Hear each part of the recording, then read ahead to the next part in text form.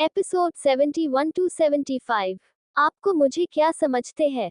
मैं आपकी कोई पपेट नहीं हूँ जिसे आप अपने हिसाब से नचाएंगे और मैं नाचूंगी। अगर किस करने का इतना ही नशा चढ़ा था तो जाकर अपनी बीवी को कि करिए, मुझे नहीं। इतना कहा वो अभिनव को दूसरी साइड धकेलते हुए जल्दी से भागते हुए हॉस्पिटल से बाहर की तरफ चली गई। अभिनव तो हैरानी से आंखें फाड़े पूर्वी को जाते हुए देख रहा था।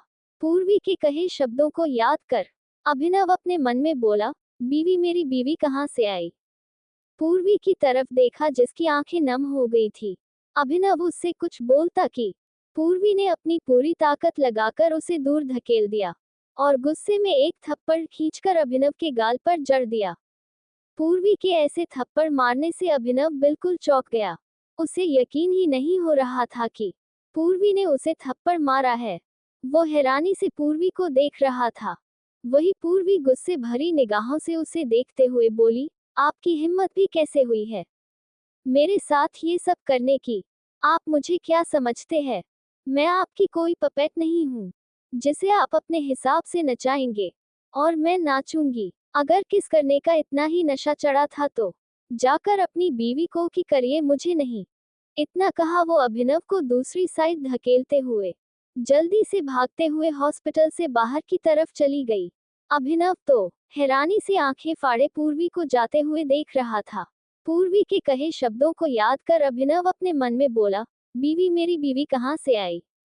पर तभी उसे याद आया कि अभी अभी पर्व का कॉल आया था और वो उसे डैडा बोल रहा था। अब अभिनव को सब कुछ समझ आ गया।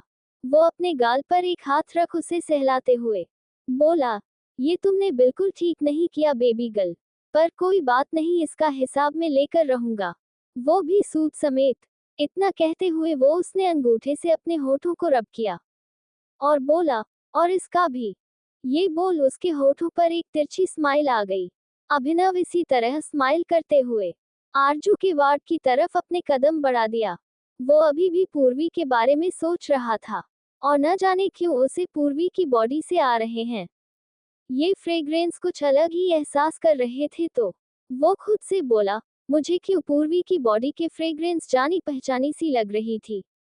मुझे क्यों फील हुआ जैसे कि मैं पूर्वी को पहले भी मिल चुका हूँ। फिर खुद के ही सर को झटकते हुए बोला, ना, ऐसा कैसे हो सकता है? पूर्वी से तो मैं उसी दिन मिला था। ये मेरी कोई गलतफहमी है। ये करते हुए वो खुद को समझाया और आरजू के वार्ड की तरफ चला गया। उसने डोर ओपन किया तो देखा आरजू जो बेड पर लेटी हुई थी और अक्षांश एक साइड सोफे में बैठा अपने फोन में कुछ स्क्रॉल कर रहा था।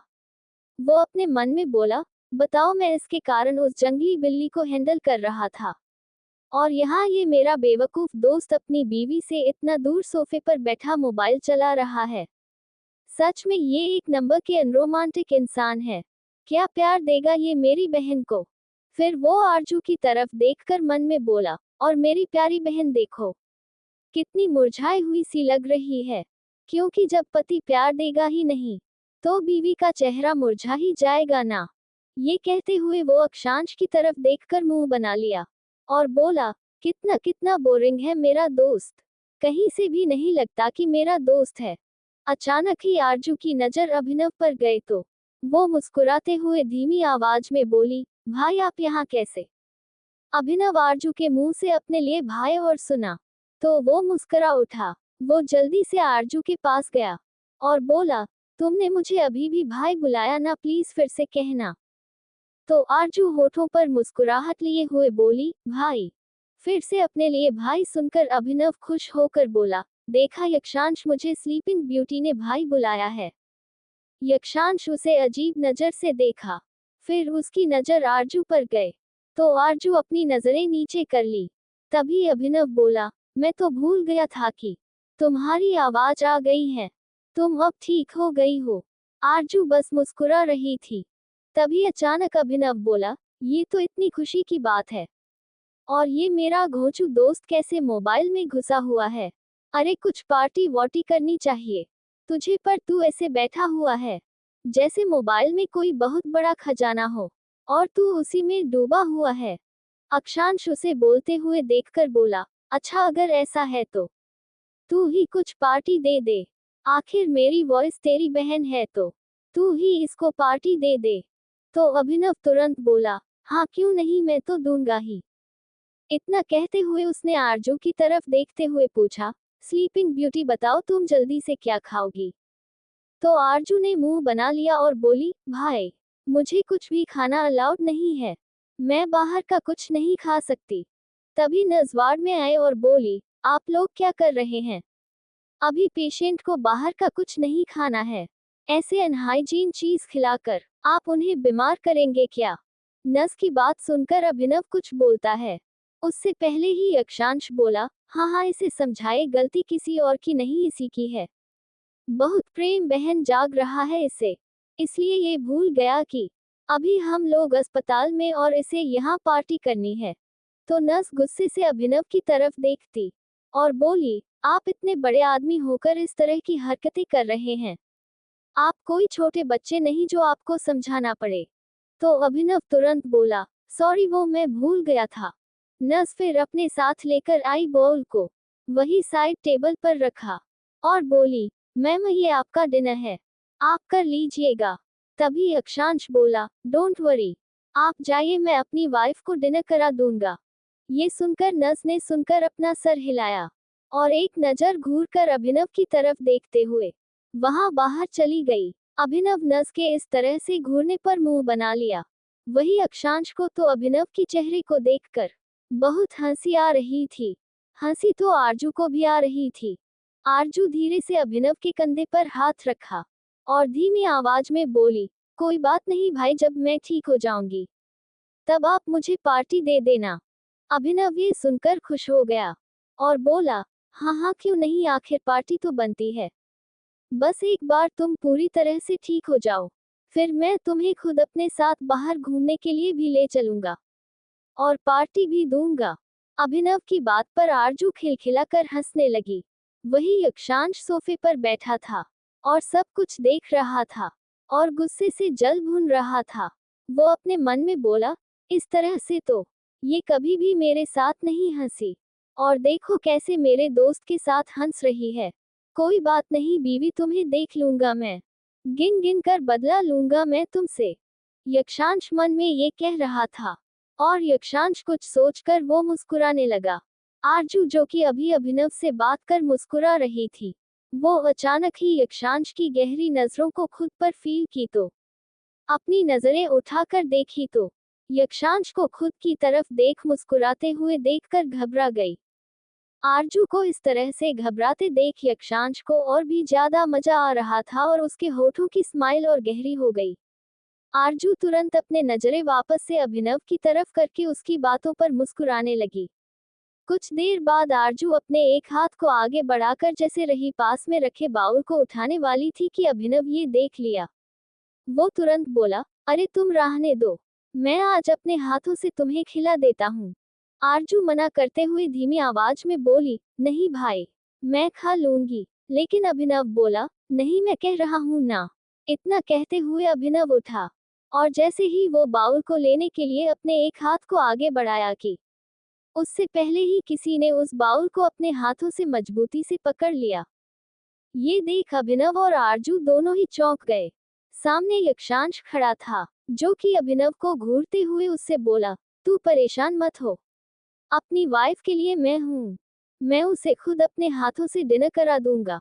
अभिनव ये सुनकर उसे घूरने लगा तो यक्षांश तुरंत बाउल अपने हाथ में लिए आरजू के पास आ गया। फिर वो आरजू के बगल में बैठकर उसे अपने हाथों से खिलाने लगा। आरजू कुछ पल के लिए हैरान थी, उसे तो यकीन ही नहीं हो रहा था कि यक्षांश इस तरह से अभिनव से लड़ सकता है। वही अभिनव यक्षांश का ये रूप देखकर मन में बोला, साला मुझसे ही जल रहा है, अरे मैं तो उसे अपनी बहन मानता हूँ, फिर भी तेरा ये हाल है। सोच अगर कल को कोई लव राइवल आ गया तो तू क्या करेगा। ये सब मन में बोलते हुए अभिनव सोच में पड़ गया कि अगर सच में ऐसा हुआ तो शायद यक्षांश उस लड़के को जिंदा नहीं छोड़ेगा। पर फिर वो अपने सर को झटका और घूर कर यक्षांश की तरफ देखते हुए धीरे से बोला, साला जल कुकड़ा कहीं का। ये कहते हुए वो तुरंत वहां से जाकर सोफे बैठ गया। वो अपने हाथ में पकड़े फोन को स्क्रॉल कर रहा था, पर रह रहकर वो यक्षांश को ही देख रहा था। वही यक्षांश अभिनव की नजरों को खुद पर साफ महसूस कर पा रहा था। वो आरजू को उसी तरह अपने हाथों से खिलाते हुए अभिनव से बोला, तुझे इतनी परेशानी हो रही है तो तू यहाँ से जा सकता है। वैसे भी हम हस्बैंड वाइफ हैं, और हस्बैंड वाइफ के बीच तू क्यों कबाब में हड्डी बना हुआ है। यक्षांश की आवाज सुन अभिनव हड़बड़ा गया और यक्षांश को घूर कर देखते हुए बोला, मैं क्यों जाऊं?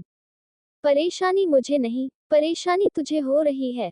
तभी तो मैं अपनी बहन को खिलाने जा रहा था, तो तू जलन के कारण खुद खिलाने लगा। यक्षांश उसकी तरफ देख अपनी आंखें छोटी करते हुए बोला, जब उसका हस्बैंड है तो किसी और को क्यों परेशान होने की जरूरत है।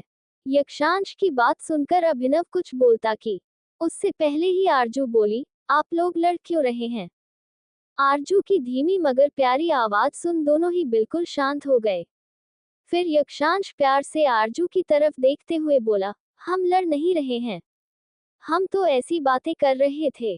चलो तुम जल्दी से खाकर दवा खा लो और सो जाओ। ये कहते हुए यक्षांश उसे आराम से खिलाने लगा। कुछ देर बाद यक्षांश ने जब आरजू को सारा खिला दिया तो वो उसे पानी पीने के लिए दिया। आरजू पानी पी ली। उसके बाद यक्षांश ने उसे दवा खाने के लिए दिया। आरजू दवा देखकर मुंह बना ली, क्योंकि वो इतने दिनों से दवा खा खाकर उब गई थी। पर यक्षांश उसे घूर कर देखते हुए बोला, दवा तो खाना पड़ेगा। जल्दी से ठीक होना है कि नहीं, या फिर तुम और कुछ दिन हॉस्पिटल में ही रहना चाहती हो? आरजू जब ये सुनी तो जल्दी से अपने सिर को नामे दिला दी और तुरंत यक्षांश के हाथ से दवा लेकर खा लेती है। ये देख यक्षांश के होठों पर छोटी सी मुस्कान आ गई। कुछ देर बाद यक्षांश आरजू को बेड पर लिटाकर उसे ब्लैंकेट से कवर कर दिया। फिर बड़े ही प्यार से आरजू के फोरहेड पर किस करते हुए बोला, गुड नाइट वाइफी। आरजू मुस्कुराकर प्यार से गुड नाइट बोली और अपनी आंखें बंद कर ली। अभी वो अंदर ही अंदर बहुत खुश थी और अपने हस्बैंड के साथ सुनहरे सपने में खो गई। वही यक्षांश आरजू के पास चेयर रखकर बैठ गया और उसे अपने प्यार भरी नजरों से देखने लगा। अभिनव यक्षांश को देख हैरान था। फिर वो ना में अपने सिर को हिलाया और अपने होठों पर हल्की सी स्माइल लिए वार्ड से बाहर चला गया। विक्रम अपने रूम में बेड पर सो रहा था। उसकी आंखों से नींद पूरी तरह से गायब थी। वह अपने एक हाथ से नाइट लैम्प के स्विच को बार बार ऑन ऑफ कर रहा था और उसकी आंखों के सामने बस मुस्कान का ही खूबसूरत चेहरा आ रहा था, जिसे वह चाहकर भी भूल नहीं पा रहा था। वह अपने मन में बोला, आखिर ऐसा क्या है तुम में जो मैं तुम्हें देखकर इतना खो गया हूँ? कुछ तो है जो मुझे तुम्हारी तरफ अट्रैक्ट कर रहे हैं। मैं जितना चाहता हूँ तुम्हारे बारे में ना सोचूं, उतना ही तुम मुझे याद आती हो। कुछ तो ऐसा अट्रैक्शन है, कुछ ऐसा खिंचाव जो मैं तुम्हारी तरफ खींचा चला जा रहा हूँ। उद्धरण चिन्ह। ये कहते हुए विक्रम के चेहरे पर थोड़े परेशानी के भाव भी दिखाई दे रहे थे, क्योंकि यह परेशानी सिर्फ मुस्कान को लेकर उसके अंदर थी।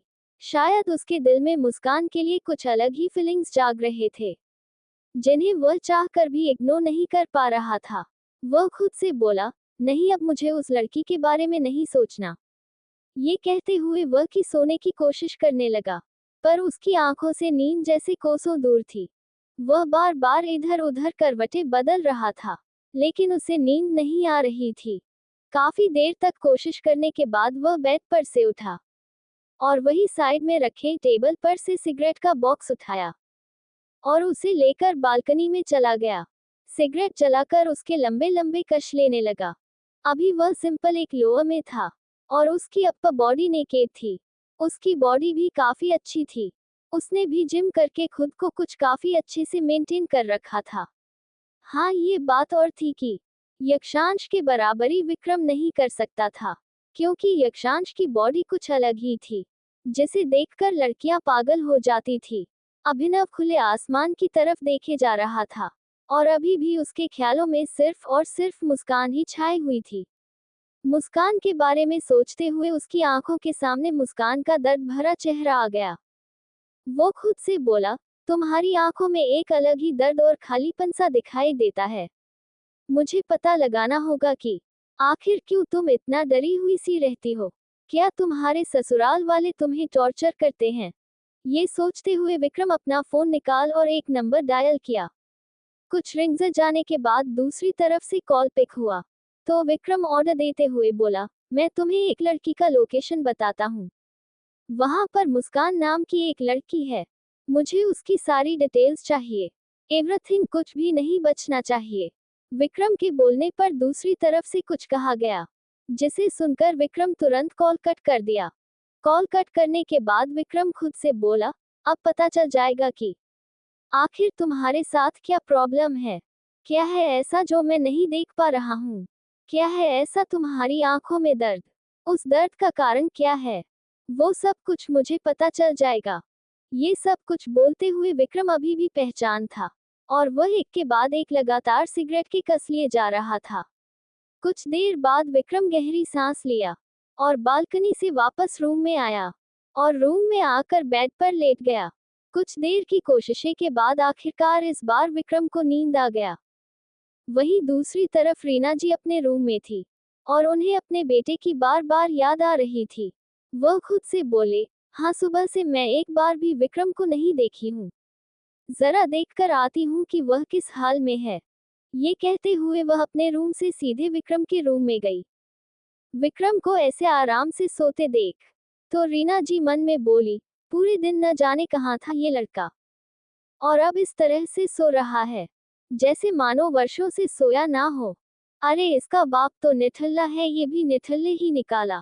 मुझे नहीं पता था दोनों निहाल मेरी ही लाइफ में आने थे।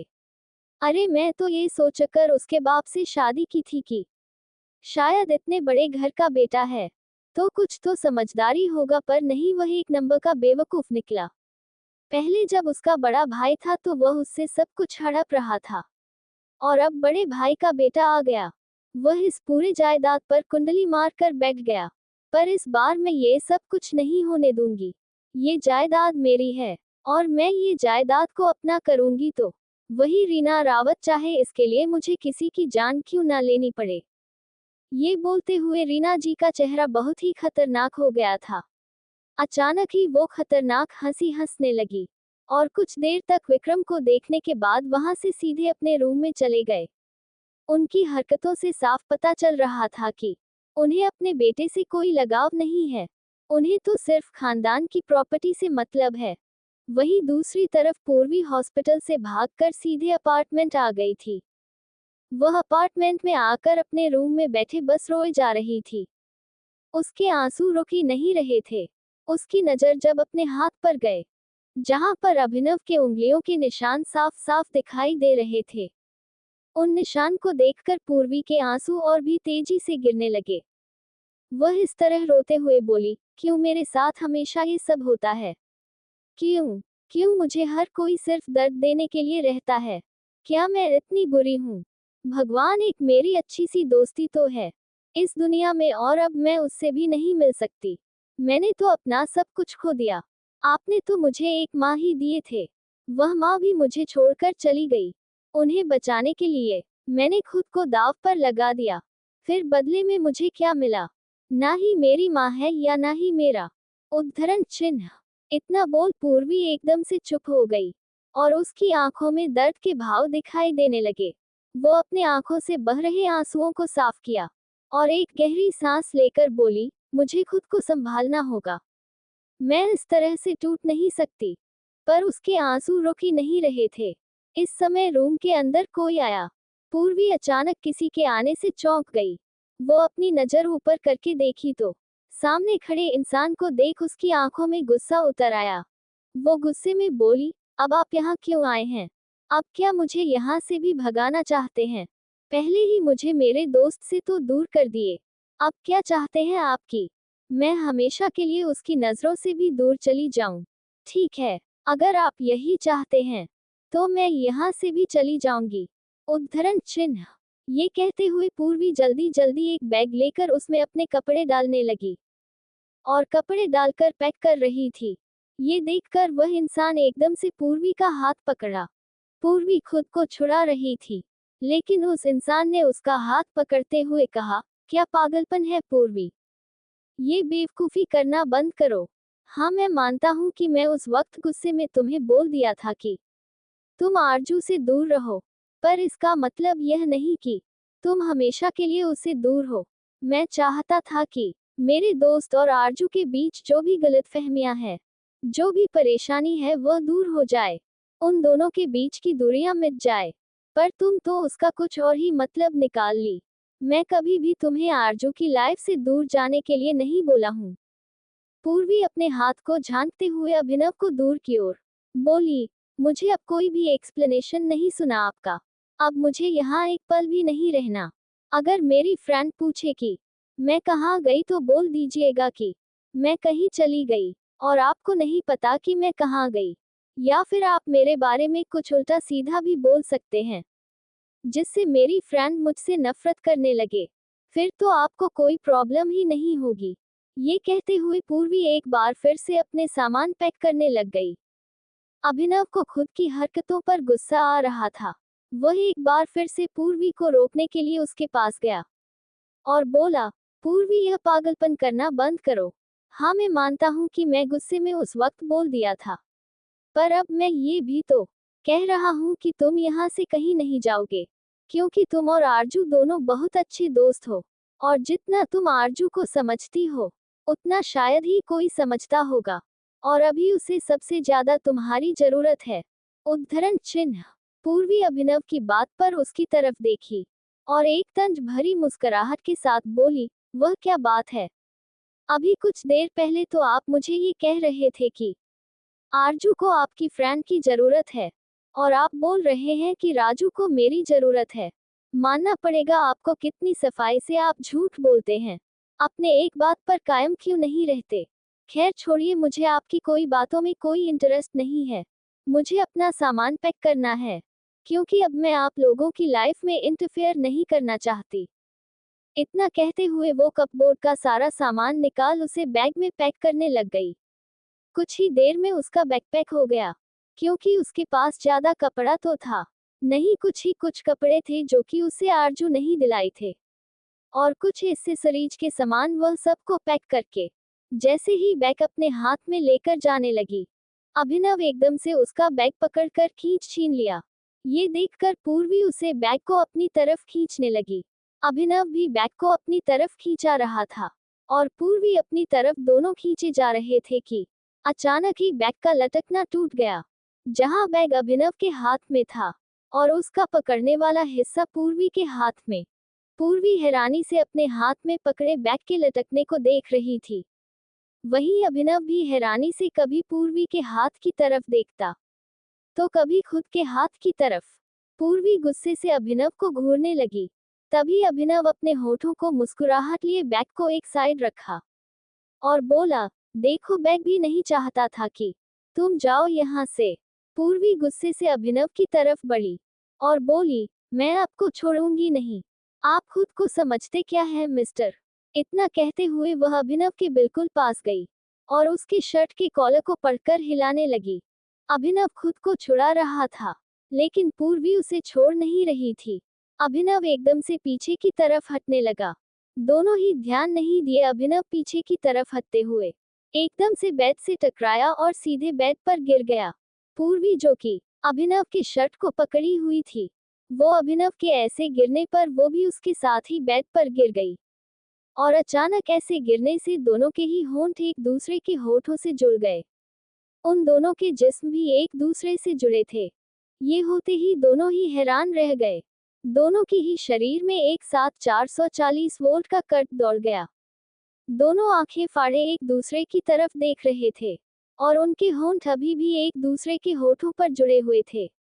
पूर्वी जल्द ही सेंस में वापस आई और वह अभिनव से दूर होने लगी, लेकिन उसके बाल अभिनव के शर्ट में फंस गए थे, जिससे वो वापस से लड़खड़ा कर अभिनव के ऊपर गिर गई और उसके मुंह से एक आह निकल गई। अभिनव ये देखा तो वो उसे संभालते हुए बोला, आराम से। अभिनव इस वक्त बहुत ही प्यार से बोल रहा था। उसकी आवाज सुन पूर्वी को गुस्सा आ गया। वो गुस्से में बोली, मुझे आपकी हेल्प की कोई जरूरत नहीं है। ये कहते हुए एक बार फिर से उठने लगी, पर इस बार भी वो लड़खड़ा कर गई और सीधे अभिनव के ऊपर ही गिर गई। इस बार पूर्वी के ऐसे गिरने से अभिनव को चोट लग गया और वो दर्द से कराह उठा। ये देख पूरी घबरा गई और अपने घबराए आवाज में बोली, आई एम सॉरी, मैं आराम से अपनी कोशिश कर रही थी। पर अभिनव से घूरने लगा और बोला, मैं तुमसे बोल रहा था ना कि मैं तुम्हारी हेल्प करता हूँ। आराम से करो, पर नहीं, अब तुम बिल्कुल हिलोगी नहीं। पूर्वी अभिनव की आंखों में देखी, जो कि गुस्से से उसे देख रहा था, तो वो डर गई। पूर्वी अभिनव की आंखों में देखी, जो कि गुस्से से उसे देख रहा था, तो वो डर गई। अभिनव उसकी तरफ देखते हुए एकदम से उसे लेकर पलट गया। पूर्वी अभिनव के ऐसा करने से घबरा गई। वही अभिनव के ऐसा करते ही पूर्वी खुद उसके नीचे आ गई और अभिनव उसके ऊपर। पूर्वी के चेहरे पर डर के भाव देख अभिनव को मजा आने लगा और उसके दिमाग में कुछ शरारत सूझा। वो उठने की बजाय पूर्वी की तरफ झुकने लगा। वही पूर्वी के होंठ कांपने लगे। अभिनव की नजर पूर्वी के घबराए हुए चेहरे पर गए और वो मन ही मन मुस्कुराते हुए बोला, क्या बात है झांसी की रानी, अब भीगी बिल्ली बन गई है। नॉट बैड मानना पड़ेगा, ये डरती भी है। मुझे तो पता ही नहीं था। पर कोई बात नहीं, अब मुझे पता चल चुका है कि ये कैसे डरती है। ये बोलते हुए अभिनव और भी ज्यादा उन पूर्वी की तरफ झुकने लगा। अब वो दोनों एक दूसरे के बहुत करीब थे। पूर्वी अभिनव की गर्म सांसों को अपने चेहरे पर महसूस कर कांप रही थी। वही अभिनव पूर्वी के चेहरे को देख उसकी तरफ अट्रैक्ट हो रहा था। उसकी बॉडी से आ रही खुशबू अभिनव को बेचैन करने लगे थे। वो एक बार फिर से पूर्वी की तरफ अट्रैक्ट होने लगा था और कब पूर्वी की तरफ देखते हुए उसके होठ पूर्वी के होठों के बिल्कुल करीब पहुंच गए। उसे पता ही नहीं चला। अभिनव पूर्वी के बिल्कुल करीब आ गया था और वो पूर्वी के होठों पर किस करने वाला है, तो उसने कसकर अपनी आंखों को भींच लिया। उसके साथ ही साथ पूर्वी ने बेडशीट को भी अपने हाथों में कसकर जकड़ लिया था। अभिनव भी पूर्वी में खोए हुए थे। उसके होठों पर बिल्कुल करीब भी पहुंचा था। वह जैसे उसकी होठों से अपने होंठ छूने वाला था कि एकदम से अभिनव अपने सेंस वापस आ गया। उसके अंदर से एक आवाज आई, ये तो क्या करने वाला था? तू इस लड़की को किस करने वाला था? तुझे नहीं लगता कि ये गलत है? जबकि तेरा एक बेटा है और तेरा हक अगर किसी को बनता है तो वो है तेरे बेटे की मां पर, और तू इस तरह से किसी दूसरी लड़की के करीब कैसे जा सकता है? इस आवाज को सुनते ही वो पूर्वी से दूर हो गया। पूर्वी जिसने अपनी आंखों को भेज रखा था। कुछ सेकंड बाद जब उसे कुछ भी एहसास नहीं हुआ तो वह एकदम से अपनी आंखें खोली और अपनी नजरों को इधर उधर घूमकर देखने लगी। अभिनव दूसरी साइड खड़ा था, यहाँ तक कि उसका चेहरा भी दूसरी तरफ था। वो पूर्वी की तरफ देख भी नहीं रहा था। ये देख पूर्वी जल्दी से उठकर बैठी। वह कुछ बोलने वाली थी कि उससे पहले अभिनव बोला, आई एम सॉरी, मुझे तुम्हारे इतने करीब में आना चाहिए था। पूर्वी कुछ नहीं बोली। अभिनव भी वहां से जाने लगा, पर डोर के पास पहुंचते ही वो रुका और बिना पूर्वी की तरफ देखे बोला, लेकिन इसका मतलब ये नहीं कि तुम यहाँ से जा सकती हो। तुम्हें यहाँ से जाना अलाउड नहीं है, क्योंकि तुम्हें अपने दोस्त के लिए रहना है। इतना कहते हुए वो तुरंत वहां से चला गया। पूर्वी, जो कि अभिनव की बात सुनकर एक पल के लिए अपनी जगह पर जम गई थी, पर अचानक ही अभिनव के जाने से उसकी आंखें नम हो गई और आंखों से आंसू गिरने लगे। वो खुद को संभालते हुए बोली, मैं रो क्यों रही हूँ? क्या इसलिए कि वो मेरे इतने करीब आकर दूर हो गए? फिर नहीं, ये गलत है। उनका ऑलरेडी बेटा है और उनकी बीवी है। मैं कभी भी उन दोनों के बीच में नहीं आऊंगी। ये कहते हुए बेड पर लेट गई और अपनी आंखें करके सोने की कोशिश करने लगी। अगली सुबह सूरज की किरणें हॉस्पिटल के विंडो से आ रहे हैं। बेड पर सो रहे आरजू के चेहरे पर पड़े तो वो धीरे धीरे अपनी आंखें खोलने लगी। आंखें खोलते ही एक पल के लिए चौंक गई। उसके जस्ट बगल में यक्षांश सो रहा था। उसने उसके कमर में हाथ डाले उसे खुद से चिपका रखा था। ये देख आरजू हैरान हो गई थी। उसे तो अपने आंखों पर यकीन नहीं हो रहा था कि यक्षांश इस तरह से उसे पकड़कर सो रहा है। वह धीरे से यक्षांश के हाथ की तरफ देखी, फिर एक नजर यक्षांश के चेहरे की तरफ है। यक्षांश सोता हुआ बहुत ही प्यारा लग रहा था। उसके मेसी हेयर माथे पर बिखरे हुए थे, जो कि उसे काफी चार्मिंग लुक दे रहे थे। आरजू बस टकटकी लगाए यक्षांश की तरह से देखने लगी। वह अपने मन में बोली, सोते हुए आप कितने प्यारे लगते हैं। सच में कभी कभी तो मैं खुद को बहुत लकी मानती हूँ कि मैं आपसे मिला। मुझे ये तो नहीं पता कि कभी मैं पाऊंगी आपके दिल में अपने लिए जगह बना या नहीं, पर आप तो मेरे दिल में उसी दिन से बस गए जिस दिन मैं पहली बार आपसे मिली थी। ये बोलते हुए आरजू थोड़ी सी भावुक हो गई थी। उसकी आंखें हल्की नाम हो गई थी और अपने आंखों में बेपनाह मोहब्बत लिए वह यक्षांश को देखने लगी। अचानक की एक आवाज उसके कानों में गए, बस भी करो वाइफी, क्या मुझे नजर लगाओगी। इस आवाज को सुनते हैं आरजू चौंक गई। फिर इधर उधर नजर घुमाकर देखने लगी कि आखिर ये आवाज कहाँ से आई है। तभी यक्षांश एक बार फिर से बोला, मेरे अलावा तुम्हें और कौन वाइफी बुलाएगा। और हाँ, बस देखती ही रहोगी कि अब आगे भी बढ़ोगी। तुम चाहो तो तुम मुझे किस कर सकती हो, मैं बुरा नहीं मानूंगा। कोट। आरजू जब सुनी तो उसकी आंखें हैरानी से फैल गई। ऐसा लगा जैसे उसकी आंखें अभी बाहर आ जाएगी। वह कुछ बोलती उससे पहले ही यक्षांश तुरंत अपनी आंखें खोला और बोला, क्या हुआ इस तरह से अपनी बड़ी बड़ी आंखों को और बड़ी किए मुझे क्यों देख रही हो। सही तो बोल रहा हूँ, कब से तुम मुझे नहा रही हो।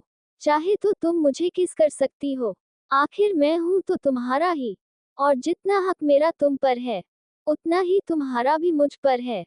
आरजू शर्म से कुछ बोल नहीं पाए, वह उठने की कोशिश करने लगी है। देखकर अक्षांश उसके कमर को मजबूती से पकड़े हुए बोला, कहाँ जा रही हो मुझसे दूर वाइफी। तुम्हें क्या लगता है मैं तुम्हें ऐसे खुद से दूर जाने दूंगा। आरजू उसकी तरफ अच्छी होती है, हॉस्पिटल है, कोई आ जाएगा। यक्षांश आरजू की प्यारी सी आवाज सुन एक पल के लिए उसमें पूरी तरह से खो गया और फिर एकदम से उसे खुद से चिपकाते हुए बोला, ये जाने दो किसी दूसरे की वाइफ को थोड़ी पकड़ रखा हूँ। मेरी वाइफ है, वाइफी तुमसे शादी किया हूँ, उससे मांग में सिंदूर और गले में मंगलसूत्र पहनाया है, उसे पूरा हक बनता है। पर आरजू तो बस यक्षांश को देख रही थी और उसकी कही बातों को सुन एक पल के लिए वो जम सी गई थी। इसके साथ ही साथ उसे वो दिन याद आ गया था जब यक्षांश और उसकी शादी हुई थी, जिसमें यक्षांश के बिल्कुल भी मर्जी नहीं थी। वो तो सिर्फ आरजू को बचाने के लिए उससे शादी कर लिया था। इसके साथ ही साथ आरजू को वह सब कुछ याद आने लगा जो कुछ भी यक्षांश और उसके बीच हुआ। यक्षांश का शादी के बाद उसे पूरी तरह से खुद से दूर कर देना, उस पर बिल्कुल भी ध्यान ना देना, उसे इस तरह से इग्नोर करना जैसे कि वो उसकी लाइफ में कोई मैटर ही नहीं रखते हो। इसके साथ ही साथ यक्षांश का किसी और से एंगेजमेंट करना, यहाँ तक कि यक्षांश का डाइवोर्स पेपर बनवाना, ये सब कुछ याद आते ही आरजू की आंखें नम हो गई। यक्षांश जो कि आरजू को चिढ़ाने के लिए सब कुछ बोल रहा था, पर अचानक से आरजू के आंखों में नमी देख वह बिल्कुल शांत हो गया। वो समझ गया कि आरजू को सब कुछ याद आ गया है। आरजू पुराने पलों को याद कर वो उदास हो गई है। उसे एहसास हुआ कि एक तरह से उसने उसके पुराने जख्मों को हरा कर दिया है और ये जख्म भी तो उसी के दिए हुए थे। अक्षांश आरजू को छोड़ने की बजाय उस पर अपने पकड़ बनाते हुए खुद के करीब खींचा और बोला, वाइफी, ये क्या मैं यहाँ तुमसे इतने प्यार से बात कर रहा हूँ और तुम हो कि आंसू बहा रही हो। क्या तुम्हें मेरा प्यार करना पसंद नहीं। आरजू यक्षांश की बात पर कुछ नहीं बोली, बल्कि उसकी आंखों में ठहरे आंसू गालों पर लुढ़क आए। ये देख यक्षांश को अब खुद पर गुस्सा आने लगा था। आरजू के चेहरे की तरफ झुका और उसकी आंखों से बह रही आंसुओं को अपने होठों में ले लिया। आरजू जैसे ही महसूस की, वो आंखें बड़ी किए उसकी तरफ देखने लगी। वही यक्षांश आरजू की दोनों आंखों पर प्यार से किस करते हुए बोला, मैं नहीं चाहता कि आंखों में कोई दर्द कोई आंसू ना हो। इन आंखों में अगर कुछ हो तो वह प्यारे प्यारे सपने हो और मेरे लिए ढेर सारी मोहब्बत, ढेर सारा प्यार, ना कि कोई दर्द ना। वही आरजू चुपचाप बस यक्षांश को देख रही थी और उसकी कही बातों को सुन रही थी। यक्षांश उसे खुद से चिपकाया और उसकी गालों से अपने गालों को रब करते हुए बोला, मानता हूँ ये आंसू सिर्फ मेरे कारण है और मैं ये भी मानता हूँ कि मैंने तुम्हें बहुत दर्द दिए हैं, पर अब मैं तुम्हें कोई दर्द नहीं देना चाहता। मैं यह नहीं कहूंगा कि मैं तुम्हें सॉरी बोल रहा हूँ तो तुम मुझे माफ कर दो। सॉरी तो बहुत छोटा शब्द होगा, क्योंकि जितने दर्द मैं तुम्हें दिए हैं, जो दुख तुमने सही है, उसे दुख का तो कोई अंदाजा ही नहीं लगा सकता। उस दुख के सामने सॉरी शब्द तो कुछ भी नहीं। लेकिन फिर भी मैं दिल से तुमसे उन सब दिनों के लिए माफी मांगता हूँ। हो सके तो मुझे समझना, और मैं ये चाहता हूँ कि हम एक बार फिर से उन सब पुरानी कड़वी यादों को भुलाकर अपनी एक नई खूबसूरत यादें बनाएं। क्या तुम चाहती हो मेरे साथ खूबसूरत यादें बनाना, खूबसूरत लम्हों को जीना? आरजू बस यक्षांश को देखे जा रही थी, यहाँ तक कि वो तो पलके झपकाना भी भूल गई थी। यक्षांश की कही एक एक बातें उसे किसी सपने की तरह लग रहे थे। उसे ऐसा लग रहा था कि शायद वो अभी सपनों की दुनिया में है, इस कारण उसे ये सब कुछ सुनाई दे रहा है। क्योंकि उसे यही लग रहा था कि यक्षांश भला उसे ऐसा कैसे बातें कर सकता है, वो तो उससे नफरत करता है। वो अभी बस बिना पलके झपकाए यक्षांश की तरफ देखे जा रही थी कि तभी यक्षांश एकदम से आगे बढ़ा और आरजू के होठों पर किस करते हुए उसके लिप्स पर धीरे से बाइट किया, जिससे आरजू के मुंह से एक आह निकल गई और वो तुरंत अपने सेंस में वापस आ गई। वो हैरानी से यक्षांश की तरफ देख रही थी। तो यक्षांश बोला, क्या हुआ, कहाँ खो गई थी? मैं कब से बोल रहा हूँ कि बताओ, क्या तुम रेडी हो मेरे साथ एक नई दुनिया बसाने के लिए, एक खूबसूरत लम्हों को जीने के लिए? आरजू भी ऐसे अंदर ही अंदर बहुत खुश थी। वो कुछ बोलने वाली थी कि उससे पहले ही वार्ड का डोर ओपन हुआ। डॉक्टर अंदर आ गए। डॉक्टर के ऐसे अंदर आने से दोनों ही एक दूसरे से तुरंत दूर हो गए। डॉक्टर दोनों की तरफ देखते हुए बोले, good morning mister Rawat, good morning message Rawat. Yakshansh तुरंत ही बेड पर से उठा और डॉक्टर की तरफ देखते हुए बोला, गुड मॉर्निंग डॉक्टर। डॉक्टर यक्षांश की तरफ देख हल्का सा मुस्कुराया और फिर आरजू को चेक करने लगे। आरजू को तो इस वक्त बहुत शर्म आ रही थी। वह तो डॉक्टर की तरफ देख भी नहीं रही थी, क्योंकि डॉक्टर के होठों पर एक मुस्कुराहट थे। आरजू अपने मन में बोला, पता नहीं डॉक्टर क्या सोचते होंगे हमारे बारे में, और इनको देखो, क्या जरूरत है इनको इस तरह से मेरे करीब आने की, मेरे पास ऐसे बेड पर सोने की। मन में बोलते हुए वह मुंह बनाकर यक्षांश की तरफ देखने लगी। यक्षांश अभी भी मुस्कुराते हुए आरजू की तरफ देख रहा था, तो आरजू अपना चेहरा नीचे झुका ली। उसका तो ऐसा मन कर रहा था कि वो अभी कहीं भाग कर जाए, वहां से चली जाए, ताकि कोई उसे देख ना पाए। कुछ दिन में डॉक्टर आरजू को चेक करने के बाद उसे बोले, अब आप कैसा फील कर रहे हो? आरजू अपने धीमी आवाज में बोली, मैं बिल्कुल ठीक फील कर रही हूँ डॉक्टर। डॉक्टर बोले, अच्छा, आज आपका डिस्चार्ज हो जाएगा। आप अच्छे से खुद का ध्यान रखेगी और टाइम्स तो टाइम मेडिसिन लेते रहिएगा। आरजू बस अपना सिर हिला देती है। फिर डॉक्टर यक्षांश की तरफ देखते हुए बोले, मिस्टर रावत, हालांकि आपकी वाइफ के गले का सर्जरी हो चुका है और अब वह बोलने भी लगी है, लेकिन आप कोशिश करेगा कि अभी कुछ महीनों तक उनके गले पर ज्यादा जोर न दिया जाए, जैसे कि चिल्लाना, ये सब ना करें, क्योंकि इससे उनके गले पर इफेक्ट पड़ेगा, जो कि उनके लिए बहुत ही ज्यादा खतरनाक साबित हो सकता है।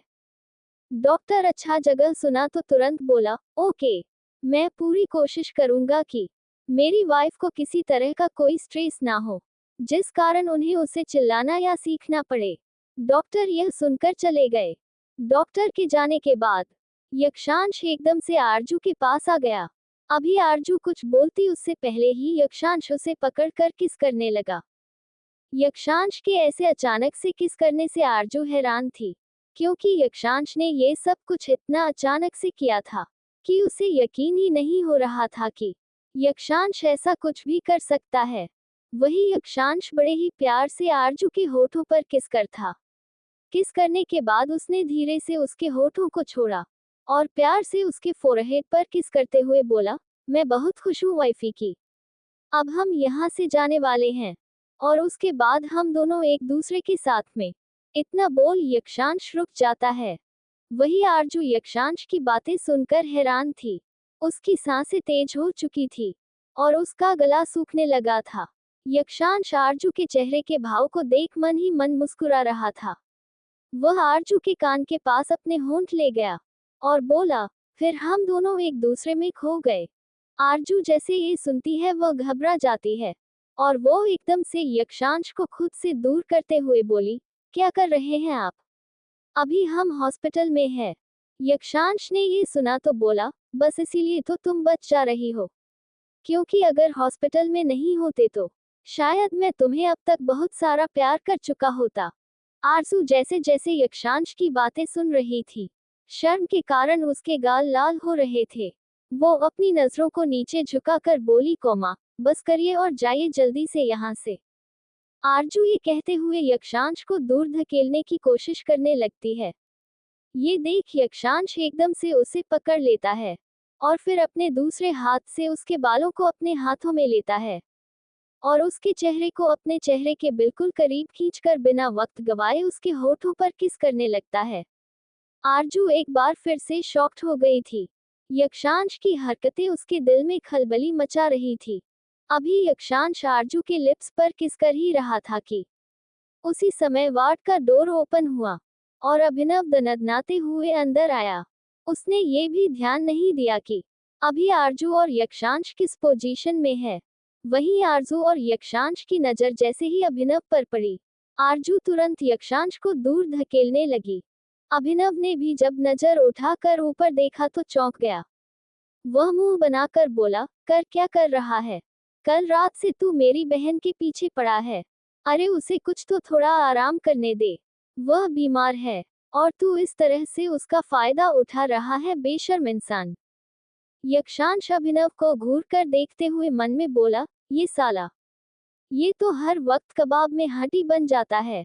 ये अब मुझे बता रहा है कि मैं क्या कर रहा हूँ, सोने दो, 1 मिनट के लिए नहीं छोड़ रहा था। ऐसे तो मैं कभी भी अपनी वाइफ के करीब जा ही नहीं पाऊंगा। फिर कुछ सोचते हुए वह अभिनव से बोला, वह सब छोड़ और जाकर जल्दी से डिस्चार्ज पेपर रेडी करवा।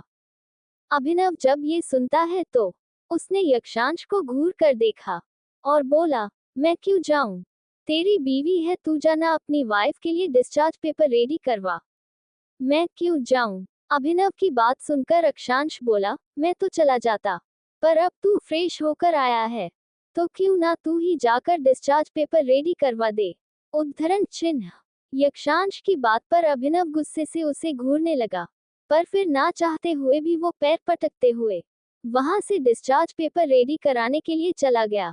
अभिनव को ऐसे गुस्से में जाते देखकर आरजू उदासी के साथ बोली, क्या कर दिया आपने? भाई नाराज हो गए ना आपसे? वह आपके दोस्त हैं। यक्षांश ने आरजू को पकड़कर अपने करीब खींचा और बोला, उसकी टेंशन तुम मत लो, वह तो सब समझ जाएगा, पर तुम सिर्फ मेरे बारे में सोचो, उसे छोड़कर अपने पति की टेंशन लो।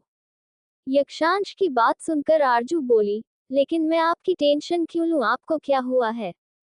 आरजू यक्षांश की तरफ देखते हुए उसके नोच पर हल्का सा अपने फिंगर से टैप करते हुए बोला, स्पाइसी, इतनी भोली मत बनो, तुम्हें नहीं दिख रहा कि मुझे क्या हुआ है? आरजू कंफ्यूज भरी नजरों से यक्षांश की तरफ देखते हुए ना मैं अपने सिर हिला दी। तभी यक्षांश अपने मन में बोला, कितनी नासमझ है मेरी लिटिल वाइफ, इसे तो कुछ समझ में नहीं आता, हर चीज पूरा बताना पड़ता है। आरजू अभी भी उसकी तरफ कंफ्यूज भरी नजरों से देखे जा रही थी। तो यक्षांश बोला, अरे मेरी हालत देखो, मैं कितना तड़प रहा हूँ, मेरी कंडीशन बिल्कुल भी ठीक नहीं है। तुम्हें नहीं लगता कि तुम्हें मेरी हेल्प करनी चाहिए? आरजू अभी भी नहीं समझ पा रही थी कि आखिर यक्षांश क्या कहने की कोशिश कर रहा है। वह अभी भी उसकी तरफ उसी तरह देखते हुए बोली, पर हुआ क्या है, आपकी तबीयत ठीक नहीं है क्या? हम अभी हॉस्पिटल में हैं, आप चाहे तो डॉक्टर को दिखा सकते हैं। आरजू की बात सुनते ही यक्षांश को लगा कि वह अपना सर दीवार पर दे मारे। वह अपने मन में बोला, तुम इतनी इनोसेंट क्यों हो? तुम मेरे इशारे क्यों नहीं समझती वाइफी? आरजू यक्षांश को इस तरह से बैठे देखकर तुरंत उसका हाथ पकड़ी और बोली, आप इस तरह से क्यों बैठे हैं? चलिए ना, डॉक्टर को दिखाना है। क्या आपको फीवर हुआ है? ये कहते हुए वह अपना हाथ तुरंत ही यक्षांश के फोरहेड पर रखकर चेक करने लगी, पर उसका फोरहेड बिल्कुल ही ठंडा था। वह खुद में ही बड़बड़ाए, फीवर तो नहीं लग रहा है। फिर आपको क्या हुआ है? तभी यक्षांश ने एकदम से उसके हाथ को पकड़ा और उसे अपने सीने पर रखते हुए बोला, यहाँ देखो, कुछ महसूस हुआ तुम्हें? आरजू कभी यक्षांश के हाथों को देखती, जो कि उसके हाथों को पकड़े हुए अपने सीने पर रखा था, तो कभी यक्षांश के चेहरे की तरफ। यक्षांश ने उससे अपनी भौहें चढ़ाकर पूछा, बोलो वाइफी, कुछ महसूस हुआ कि? मुझे क्या हुआ है? आरजू यक्षांश के सीने पर हाथ रखे यह महसूस करने लगी कि यक्षांश का दिल बहुत ही तेजी से धड़क रहा है। इतनी तेजी से धड़कता है, ये देखकर वो तुरंत बोली, ओ माय गॉड, ये तो बहुत स्पीड में चल रहा है। क्या हो गया? आप मुझे ठीक नहीं लग रहे। अंदर से आप अच्छा महसूस नहीं कर रहे हैं क्या? बताएं मुझे, आई थिंक आपको जरूर डॉक्टर को दिखाना चाहिए। यक्षांश ने एक बार फिर से अपना सिर पीट लिया। उसने अपने एक हाथ को माथे पर मारा, जिसे देखकर आरजू उससे बोली, क्या हुआ, आप इस तरह से क्यों रिएक्ट कर रहे हैं? यक्षांश ने आरजू के दोनों गालों को पकड़ा और प्यार से उसे पिंच करते हुए बोला, तुम इतनी प्यारी क्यों हो? वैसे सच में you are so cute and so innocent wifey. Arzoo, जो अपनी तारीफ सुनकर शर्म से अपनी नजरें नीचे झुका ली और धीमी आवाज में बोली, आप भी ना, मैं इतनी भी अच्छी नहीं हूँ। लेकिन अगर आप मेरी तारीफ कर रहे हैं तो उसके लिए थैंक यू। यक्षांश आरजू को अपनी आंखें छोटी करके घूर रहा था और अपने मन में बोला, ये तारीफ नहीं है, तुम्हारी कमियां है वाइफी। पर मैं तुम्हें ये कैसे बताऊं, तुम मेरे मन की बात नहीं समझ रही हो। अब क्या ही तुमसे कहा जाए। दोनों कुछ देर तक इसी तरह बैठे हुए थे, जहां आरजू शर्माई हुई अपनी नजरें नीचे झुकाई थी, वही यक्षांश उसे अपनी आंखें छोटी करके घूर रहा था और अपने मन ही मन खुद को ही कोस रहा था कि उसे भी दुनिया में यही लिटिल वाइफ मिलनी थी। अचानक ही आरजू ने यक्षांश की तरफ देखी और बोली, वह सब छोड़िए, आप मेरी तारीफ बाद में कर लीजिएगा, पहले चलकर डॉक्टर को दिखाते हैं।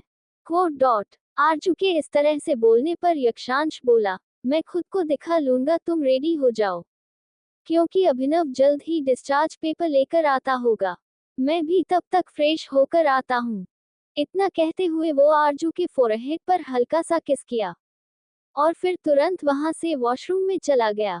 आरजू यक्षांश के ऐसे किस करने पर अपने एक हाथ को फहद पर रखी और शर्माते हुए अपने चेहरे को दोनों हाथों में छुपा ली। इस वक्त वह कितनी खुश थी, वह ये बात किसी को बता नहीं सकती थी। कुछ देर बाद अभिनव डिस्चार्ज पेपर लेकर आया और आरजू भी पूरी तरह से रेडी हो गई थी। अब यक्षांश भी वॉशरूम से बाहर आया, वह भी रेडी था। तीनों ही रूम से बाहर निकले।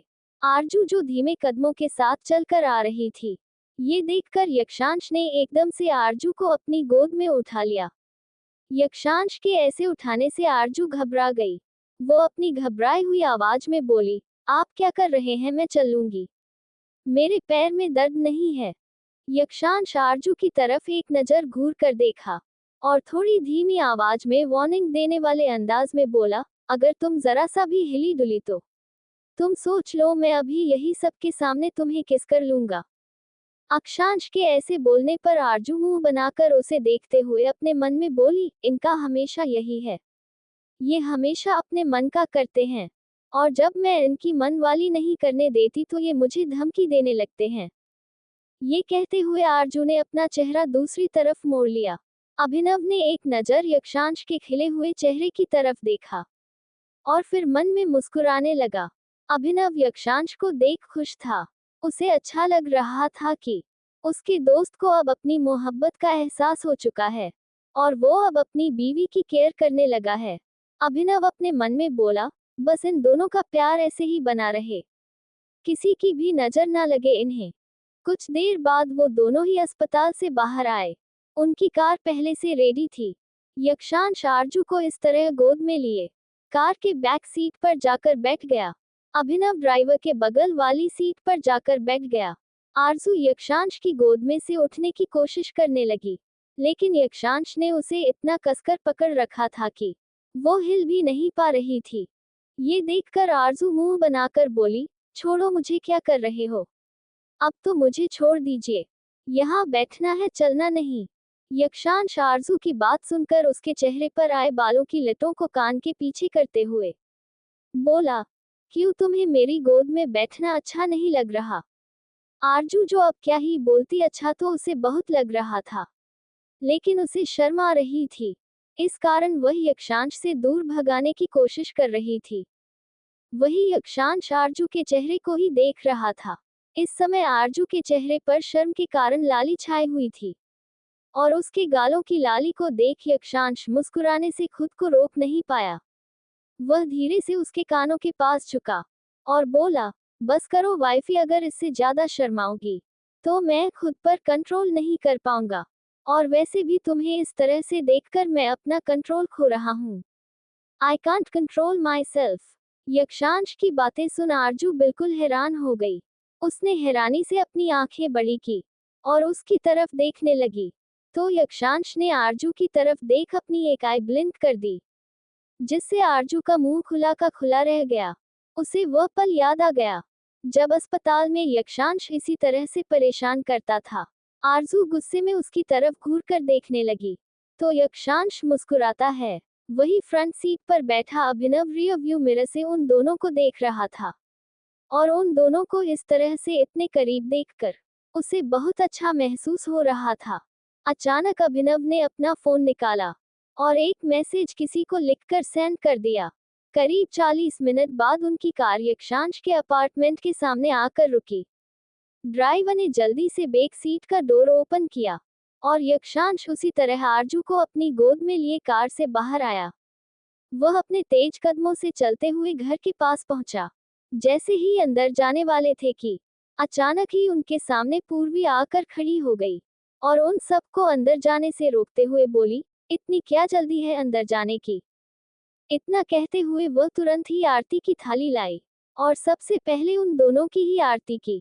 हालांकि यक्षांश अभी भी उसी तरह आरजू को अपने गोद में लिए हुए था, जिस कारण आरजू को बहुत शर्म आ रही थी, और वह शर्म के कारण पूर्वी की तरफ देख भी नहीं रही थी। वह अपने मन में बोली, मुझे अभी तक ये नीचे नहीं उतार रहे, अब ये पूर्वी की बच्ची मुझे छोड़ेगी नहीं, मुझे चिढ़ाने का एक भी मौका नहीं छोड़ेगी ये लड़की। पूर्वी यक्षांश और आरजू को इतने करीब देखकर अपने मन में बहुत खुश हो रही थी। उसे अपनी फ्रेंड के लिए बहुत अच्छा महसूस हो रहा था। जैसे ही आरजू की नजर पूर्वी के ऊपर गई, तो पूर्वी उसे मुस्कुराते हुए देख रही थी। आरजू ने तुरंत ही अपनी नजरें वापस से नीचे झुका ली। पूर्वी दोनों की ही आरती करने के बाद दोनों के माथे पर तिलक लगाए और मुस्कुराते हुए बोली, अब आप दोनों अंदर आ जाए। यक्षांश अपार्टमेंट के अंदर आ गया। यक्षांश आरजू को गोद में लिए सीधे रूम की तरफ बढ़ गया। ये देखकर अभिनव बोला, अरे ऐसे कहाँ जा रहा है? तो यक्षांश ने एक नजर अभिनव की तरफ देखा और बोला, क्यों, मैं रूम में लेकर जा रहा हूँ, तुझे कोई प्रॉब्लम है? अभिनव ये देखकर बोला, अरे स्लीपिंग ब्यूटी को अभी यहीं पर हॉल में रहने दे। यक्षांश अभिनव की तरफ घूर कर देखते हुए बोला, पर मैं भी अपनी वाइफ के साथ टाइम स्पेंड करना चाहता हूँ, तुझे कोई इसमें प्रॉब्लम है तो बता दे। अभिनव तो यक्षांश के इस तरह से स्ट्रेट फॉरवर्ड बोलने पर हैरान था। वही पूर्वी भी हैरान थी, उसकी भी आंखें हैरानी से बड़ी हो गई थी। इसके साथ ही साथ सबसे ज्यादा हैरान तो आरजू थी। उसे यक्षांश के इस तरह से जवाब देने की कोई भी उम्मीद नहीं थी। अब तो उसे हद से ज्यादा शर्म आ रही थी। वो यही सोच रही थी कि अब वह कैसे पूर्वी और अभिनव के सामने जाएगी। वो तो उन दोनों को फेस भी नहीं कर पाएगी। अभिनव को इस तरह से चुपचाप खड़े देख यक्षांश ने सबको इग्नोर किया और आरजू को अपने साथ लिए रूम में चला गया। अभिनव अभी कुछ बोलता, उससे पहले ही रूम के डोर बंद होने की तेज आवाज उसके कानों में गई। डोर के बंद होने की आवाज से एक बार फिर से अभिनव और पूर्वी चौंक गए। अभिनव अपने मन में बोला, मैं चाहता था कि ये अपने वाइफ को प्यार करे तो उसे समझा, पर मुझे नहीं पता था कि ये तो एक बेशर्मी पर उतर आएगा। वही यक्षांश जो कभी खुलकर किसी के सामने कुछ एक्सप्रेस नहीं कर पाता था, आज वह किसी रोड छाप रोमियो की तरह बिहेव कर रहा है। उसे तो यकीन नहीं हो रहा था कि ये उसका दोस्त यक्षांश है, जो कि बहुत ही शांत रहता था और कभी भी अपने मन की बातें लोगों से शेयर नहीं कर पाता था। और न ही कभी अपने क्रिया को लोगों के सामने दिखाता था। पर आज तो यक्षांश खुलेआम उसके और पूर्वी के सामने ही बिना कोई शर्म के अपनी बीवी को रूम में लेकर चला गया और रूम का दरवाजा भी बंद कर दिया। अभिनव और पूर्वी कुछ देर तक इस तरह अपनी जगह पर हैरानी से खड़े रहे, पर जल्दी दोनों ही अपने सेंस में वापस आए। तो दोनों की नजरें एक दूसरे से जा मिली।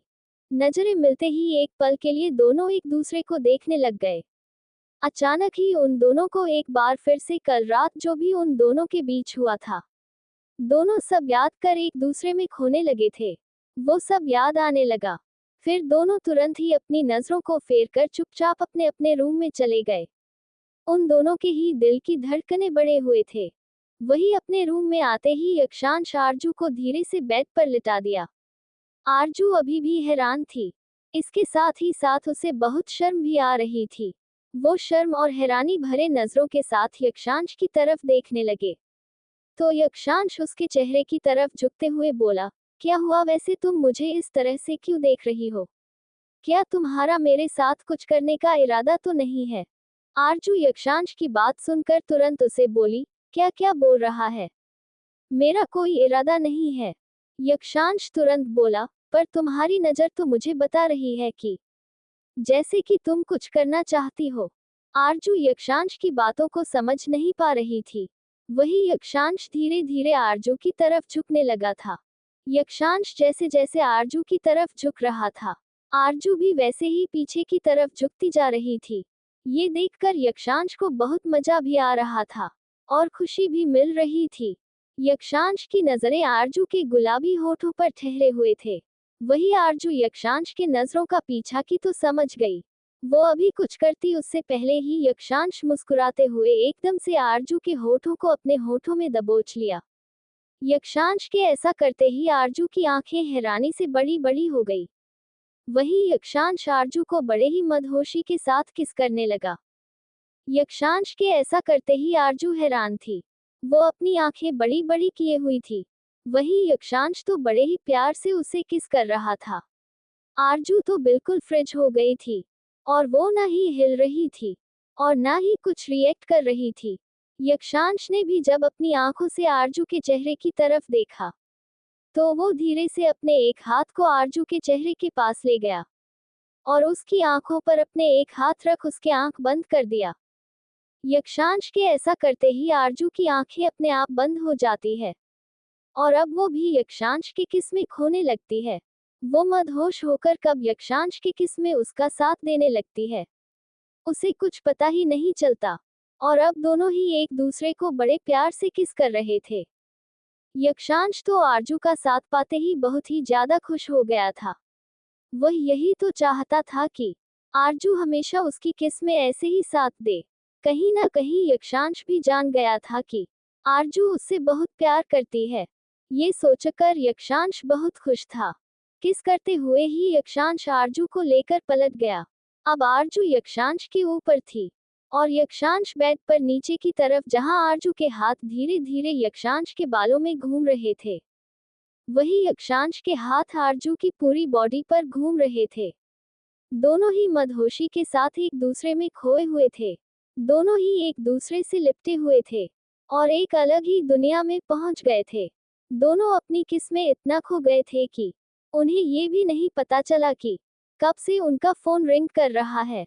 यक्षांश का फोन लगातार ही रिंग किए जा रहा था, लेकिन उसे इस बात का कोई होश नहीं था। वही आरजू भी यक्षांश में खो गई थी कि वो भी उसके फोन की रिंग की आवाज नहीं सुन पा रही थी। फोन कई बार बज के कट गया, लेकिन दोनों ने एक दूसरे को किस करना बंद नहीं किया। करीब 20 मिनट बाद यक्षांश के रूम के डोर पर तेज तेज पीटने की आवाज आने लगी। आवाज सुनकर यक्षांश तो नहीं, लेकिन आरजू अपने सेंस में वापस आ गई थी। उसने एकदम से अपनी आंखें खोली और ध्यान से सुनने लगी तो डोर पर खड़ा अभिनव चिल्ला रहा था, यक्षांश गेट खोलना यार, क्या कर रहा है? जल्दी गेट खोल, बहुत जरूरी बात करनी है। अभिनव की आवाज सुनकर आरजू यक्षांश के सीने पर हाथ रख उसे दूर करने लगी, लेकिन यक्षांश अभी भी उसे नहीं छोड़ रहा था। ये देखकर आरजू ने एकदम से उसके होठों पर बाइट कर दिया। आरजू के ऐसे बाइट करने से यक्षांश ने घुर कर देखने लगा तो आरजू धीमी आवाज में बोली, सॉरी पर डोर पर कोई नॉक कर रहा है। ये कहते हुए उसने डोर की तरफ इशारा किया। यक्षांश ने भी ध्यान दिया तो अभिनव डोर पर खड़ा चिल्ला रहा था। वह आरजू से धीरे से दूर हुआ और उसे घूरते हुए सीधे डोर की तरफ बढ़ गया। आरजू चुपचाप मुंह दबाकर बैठी हुई थी। उसे डर लग रहा था कि कहीं यक्षांश उससे गुस्सा ना हो। यक्षांश ने डोर ओपन किया और गुस्से से अभिनव की तरफ घूरने लगा। तभी अभिनव उसको इग्नोर करते हुए बोला, ऐसे घूरना बंद कर। और हाँ, कब से तेरा फोन बज रहा है, तू सुन क्यों नहीं रहा? यक्षांश अभी भी उसे घूर रहा था। तभी अभिनव ने एक नजर रूम के अंदर की तरफ देखा। आरजू को इस तरह से बेड पर बैठे देखकर उसकी हालत देखकर वह सब समझ गया कि जरूर ही उन दोनों के बीच कुछ हो रहा था और उसने हमेशा की तरह आज भी गलत टाइम पर आकर उन्हें डिस्टर्ब कर दिया। लेकिन फिर वही यक्षांश की तरफ देखते हुए बोला, देख मुझे कोई शौक नहीं था तुझे डिस्टर्ब करने का, मुझे बस ये बताना था कि तेरा फोन बज रहा है, वो एक इम्पोर्टेंट कॉल है। यक्षांश से अभिनव बोला, कौन सा इम्पोर्टेंट कॉल? अभिनव धीरे से बोला, तूने ही तो उसे बंद करवा कर रखा है, तुझे याद भी है। यक्षांश अभिनव के कहने पर एक पल के लिए नहीं समझ पाया। यक्षांश को इस तरह से कंफ्यूज देखकर अभिनव धीरे से उससे बोला, इतनी जल्दी उसे भूल गया? अभी तो तू उसके साथ एंगेजमेंट करने वाला था। जैसे ही एंगेजमेंट वर्ड यक्षांश ने सुना तो वह समझ गया कि अभिनव किसकी बात कर रहा है। यक्षांश बोला, अभी तक तुमने उसको ठिकाने नहीं लगाया। अभिनव उसकी तरफ देखकर बोला, उसकी हालत बहुत बिगड़ चुकी है, तेरे आदमियों ने उसका बहुत बुरा हाल किया है। यक्षांश ने जब ये सुना तो बोला, अच्छा मैं भी देखना चाहता हूँ उसको एक बार। अभिनव ने कहा, आखिर तू कहना क्या चाहता है, साफ साफ बोल। यक्षांश ने अभिनव की तरफ देखा और बोला, तू नहीं समझेगा, चल जा, जल्दी से रेडी हो जा, थोड़ी देर में हम लोग निकलते हैं। अभिनव तुरंत वहां से चला गया पर वह अभी भी यक्षांश की कई बातों को समझने की कोशिश में लगा हुआ था। वही यक्षांश रूम में आया, उसकी नजर आरजू के ऊपर गई जो कि उसी तरह बैठे हुई थी। यक्षांश एकदम से आरजू के बिल्कुल करीब पहुंचा और उसके कमर में हाथ डाल उसे खुद से चिपका लिया। यक्षांश के इतनी जल्दी यह सब करने से आरजू घबरा गई, वो उसकी तरह देखने लगी। तभी यक्षांश बोला, वैसे तुम इस तरह से डर क्यों रही हो? अभी तो तुम मेरा साथ दे रही थी और अगर डोर बेल नहीं बजती तो शायद हम दोनों बहुत आगे पहुंच गए होते। और अब तुम इस तरह से मुझसे डर रही हो, मेरी तरफ देख भी नहीं रही हो, ऐसा क्यों है वाइफी? आरजू ने अभी भी अपनी नजर नीचे झुका रखी थी। वो धीमी आवाज में बोली, नहीं तो मैं डर नहीं रही। यक्षांश ने अपनी भौएं चढ़ाई और आरजू के चेहरे को अपने फिंगर से ऊपर की तरफ उठाते हुए बोला, क्या सच में तुम नहीं डर रही? आरजू हल्की से अपने पलकों को ऊपर उठाई और एक नजर यक्षांश की तरफ देखकर पलके नीचे झुका ली। फिर धीमी आवाज में बोली, नहीं मैं नहीं डर रही। यक्षांश की नजरें आरजू के होठों पर गए और उसके होठों पर एक मुस्कुराहट आ गई। उसने एकदम से आरजू के होठों को अपने होठों के बीच दबोच लिया। यक्षांश के इस रिएक्शन की उम्मीद आरजू ने बिल्कुल भी नहीं की थी। एक तो पहले ही उसके होठों पर हल्का हल्का दर्द हो रहा था क्योंकि यक्षांश काफी देर तक उसके होठों को सक कर रहा था, और एक बार फिर से यक्षांश के इस तरह से होठों को अपने होठों के बीच दबाने के कारण उसे हल्का हल्कापन महसूस हो रहा था। वो यक्षांश को दूर करने लगी। यह महसूस कर यक्षांश ने एकदम से आरजू के होठों पर बाइट कर दिया, जिससे आरजू के मुंह से हल्की सी आह निकल गई। इस तरह की आवाज सुन यक्षांश तो बेकाबू हो गया।